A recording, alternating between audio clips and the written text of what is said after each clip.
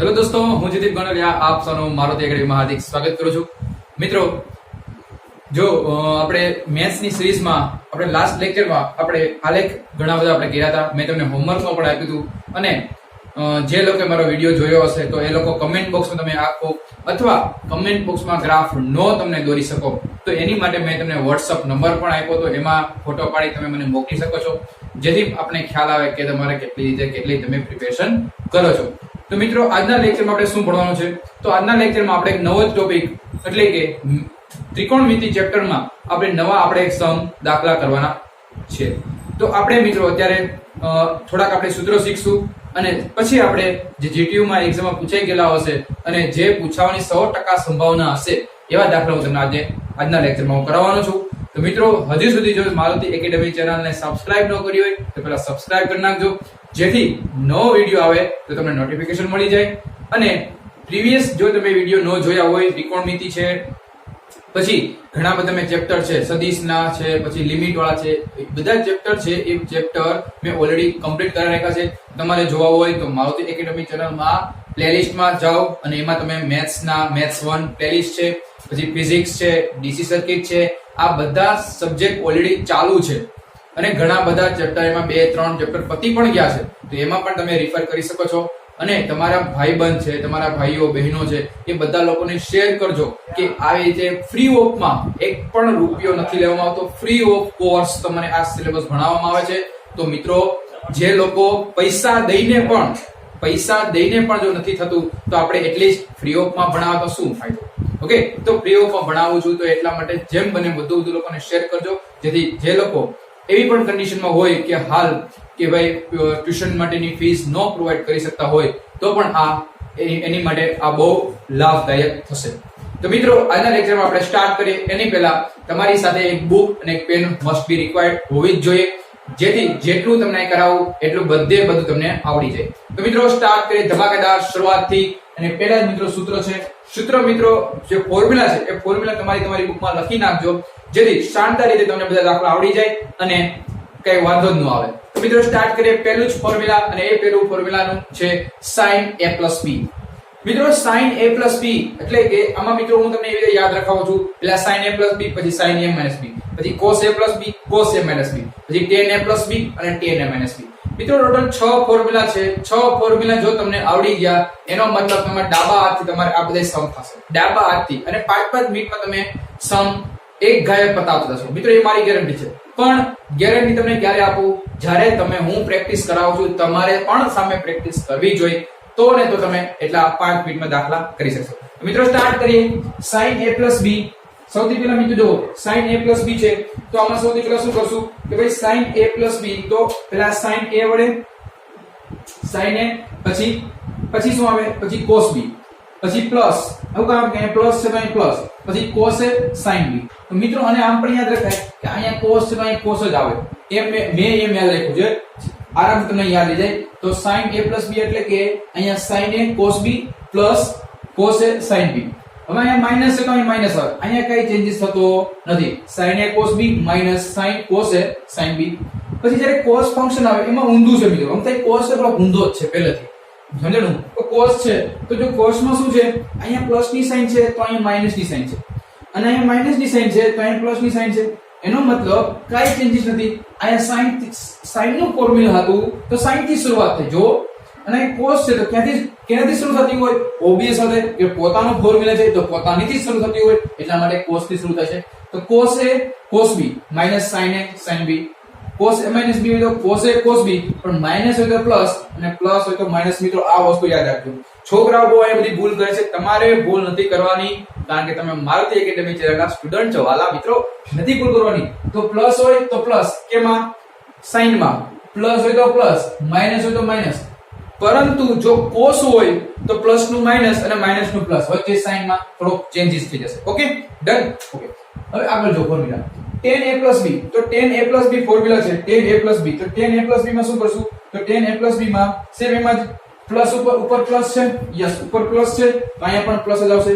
તો tan a પેલા tan આની સાથે ગુણાય, tan a પછી આ પ્લસ tan b, અને છેદમાં અહીંયા પ્લસ છે તો અહીંયા માઈનસ આવી જાય, પ્લસ છે તો minus 1 minus na into tan b. એનો મતલબ ઉપર સરવાળો નીચે ગુણાકાર.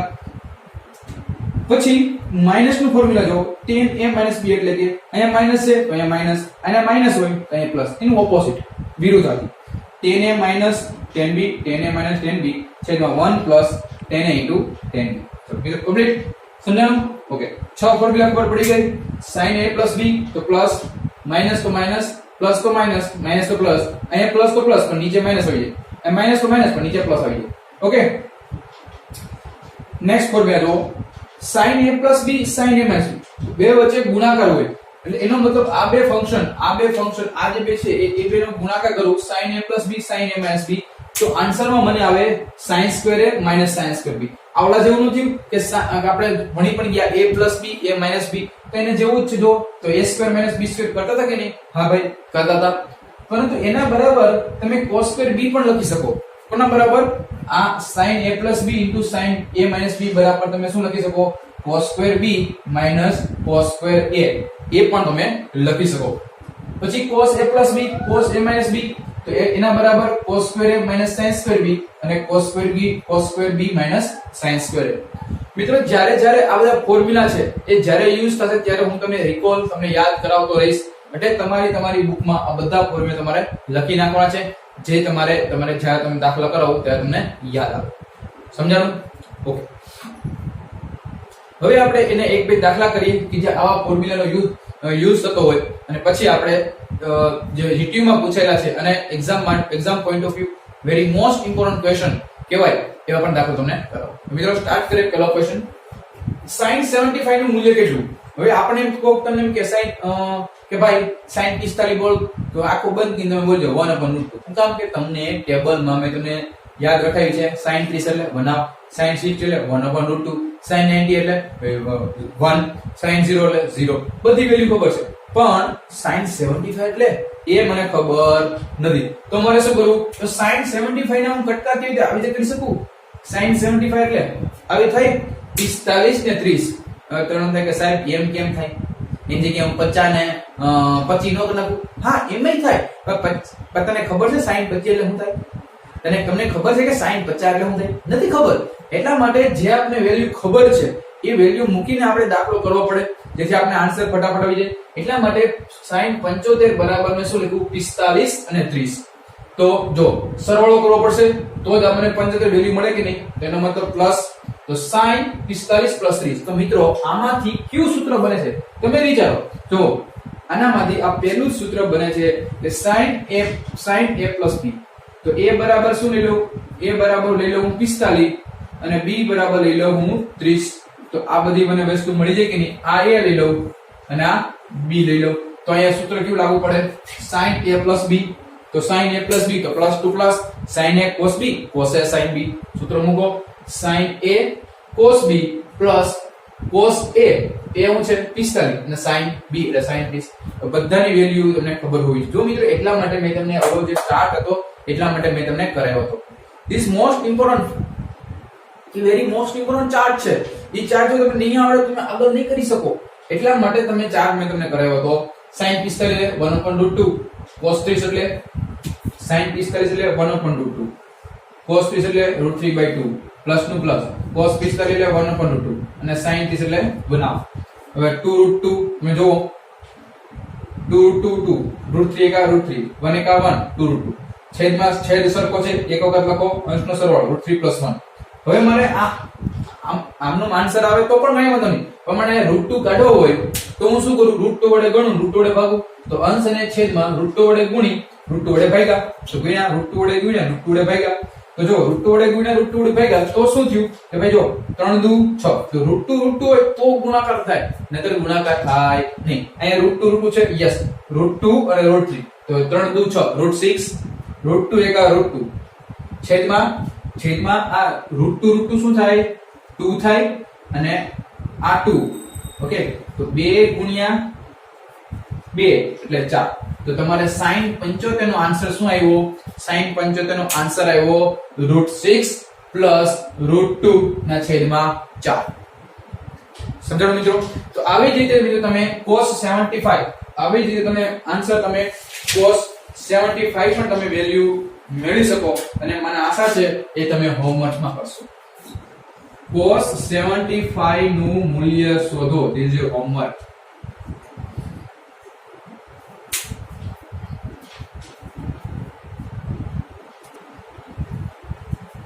મિત્રો નવો જે ક્વેશ્ચન છે અને એ છે સાબિત કરો કે sin a sin b c plus sin b sin c a plus sin c sin a b બરાબર 0 તમારે પ્રૂવ કરવાનું છે. તો મિત્રો કેવી રીતે પ્રૂવ કરશું જોતા જઈએ. પહેલા LHS લખ નાખ્યું. હવે જો મિત્રો અહીંયા તમને જોતા હોય ખ્યાલ આવી જાય કે sin a નું sin a, પણ આ કેવું બન્યું? હમણાં આપણે સૂત્ર મૂક્યું હતું કે નહીં કે sin a b તો સૂત્ર શું થાય? sin a b હોય તો sin a cos b minus cos a sin b. તો આમાં પણ એવું સૂત્ર બનશે. બનાવો તો sin b cos c minus cos b sin c થાય કે નહીં? આવું યસ આવું થાય. પ્લસ પછી અહીંયા sin b એમને ઇન્ટુ ફરીથી પાછા શું થશે કે ભાઈ sin c cos a minus cos a. Okay ready ને? જો અહીંયા તમે શું કરતા કે ભાઈ અહીં cos b કર્યું. ઓકે તો અહીંયા શું આવશે? cos sin. અહીંયા આવશે cos c અને અહીંયા આવે sin a. યસ. પછી plus sin c into sin a cos b minus cos a sin b. ચલો કમ્પ્લીટ. બધા ફોર્મ્યુલા મૂકી દીધા. આ પ્રમાણે ફોર્મ્યુલા મૂકી દીધા. યસ ફોર્મ્યુલા મુકાઈ ગયા. ચાલો ફોર્મ્યુલા મુકાઈ ગયા. હવે શું કરવું કે હવે આપણે ઉડતું હોય કે આરામથી આપણે ઉડાડી દઈએ. એનો મતલબ કે આપણે બીજું કાંઈ કરવું નથી, ખાલી કાઉન્સ ખોલી નાખવાના છે. યસ. હવે આપણે શું કરવાનું છે? ખાલી ઓન્લી ફોર કાઉન્સ ખોલવાના છે. તો આ sin a છે, આ sin a એ પેલા આની હારે ગુણશું અને આ sin a આની હારે ગુણશું. તો શું થશે? sin a into sin b into ખાલી આને આમ કાઉન્સ જ ખોલવાના છે, આ અંદર નાખવાનો છે, બીજું કઈ કરવાનું નથી. અહીં cos c માઈનસ આ અંદર જવા દો તો sin a cos b sin c complete. હવે પ્લસ અહીં શું આવે? sin b sin c cos a minus sin b cos c sin a plus sin c sin a cos b minus sin c cos a sin b. મૂકી દઉં. ખાલી અંદર મેં ગુણ્યું, બીજું મેં કશું કઈ કર્યું નથી. હવે કે જે ઉડતું હોય એ આરામથી ઉડાડી દો, ન ઉડતું હોય એને એમને રાખો. જોતા જઈએ જે ઉડતું હોય ઉડાડતું જઈએ. sin a sin b cos c sin a sin b cos c. આ પ્લસ છે તો માઈનસ છે. ઓકે આ ઉડી ગયું, આખી પદ ઉડી ગયું. Yes. sin a cos b sin c sin a cos b sin c. Yes આ પણ ઉડી ગયું. ચાલો આ ઉડી જશે.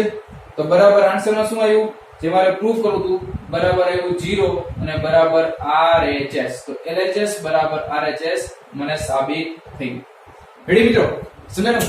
દાખલો સાવ સહેલો હતો, પણ ક્યારે સહેલો લાગે કે જ્યારે તમને આ મિત્રો છે કે જ્યારે તમને આ ફોર્મ્યુલા ખબર હોત તો અને તો દાખલો તમને સહેલો લાગે, નહીં દાખલો સહેલો લાગે નહીં. ઓકે નેક્સ્ટ ક્વેશ્ચન જોઈએ મિત્રો.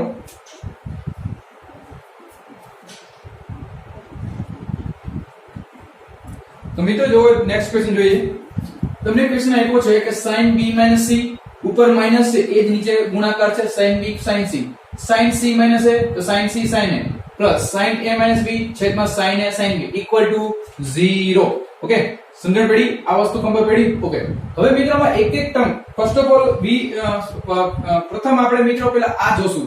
ઓકે પછી આપણે બીજું પદ જોવાના છે. પહેલા આ પદ લીધું મેં તો sin b c છેદમાં sin b sin c. તો મિત્રો તમે જોતા હોય ખબર પડી જાય કે અહીંયા મારા સૂત્ર ઓલું વાપરવું પડશે. ક્યાં? સાઈડ સિક્વલ સુધી. તો લખો sin b cos c minus cos b sin c. તો લખ નાખ્યું અને છેદમાં sin b into sin c. હવે આ જે પદ છે સેપરેટ આપી દો એટલે કે sin b cos c ના છેદમાં sin b sin c minus cos b sin c એના છેદમાં sin b sin c. હવે જે ઉડતું હોય એ ઉડાડી દઈએ. શું ઉડે છે? sin b ઉડ્યા અને અહીંયા શું લીધું? sin c ઉડ્યા. તો વૈધું શું મારી પાસે? વૈધું મારી પાસે ખાલી cos c upon sin c. cos upon sin એટલે શું થાય? cot. અહીં શું આવ્યું? cot c માઈનસ અહીંયા શું આવ્યું? cos b upon sin b એટલે શું આવે? અહીંયા શું આવે? cot b. ચલો સમીકરણ 1 આપી દો. એટલે કે મને આ રીતે મને શું મળી ગયું કે ભાઈ મને ફર્સ્ટ ટર્મ નો આન્સર મળ્યો. હવે એવી જ રીતે હું સેકન્ડ ટર્મ નો આન્સર ગોતું. ચાલો સેકન્ડ ટર્મ નો આન્સર ગોતીશ એટલે એમાં પણ મને આન્સર નવો જ મળશે અને એ આપણે ગોતવાનો છે. તો ચાલો સેકન્ડ ટર્મ નો જોઈએ. સેકન્ડ ટર્મ શું આપી છે? આ આપી છે ને. તો sin c - a છેદમાં sin c sin a. શું કરશો આપણે? ફોર્મ્યુલા જે આપણે કીધું છે ફોર્મ્યુલા પહેલા શું કરો કે ફોર્મ્યુલા છે તો ફોર્મ્યુલા પહેલા એપ્લાય કરો. શું થશે ફોર્મ્યુલા? કે ભાઈ sin c sin c cos a minus cos c sin a એના છેદમાં sin c sin a અને પછી સેપરેટ આપી દઈએ એટલે sin c cos a એના છેદમાં sin c sin a અને minus sin c cos a એના છેદમાં cos c sin a. અને અહીંયા ઉડતું ઉડાડી દઈએ. અહીંયા શું ઉડે છે જોવો તો. જોતા વખત ખ્યાલ આવી ગયો કે ભાઈ અહીંયા sin c ઉડે છે અને અહીંયા શું ઉડે છે ભાઈ?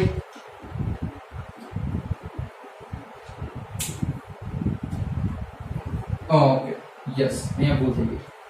sin c તો અહીંયા પણ શું ઉડે? sin c ઉડ્યા. તો વૈધું શું? અહીંયા મને વૈધું cos upon sin એટલે tan. તો tan a. તો અહીંયા શું વૈધું? ઓકે એક વાંધો નથી ને. જોઈ લો tan a અને અહીંયા tan.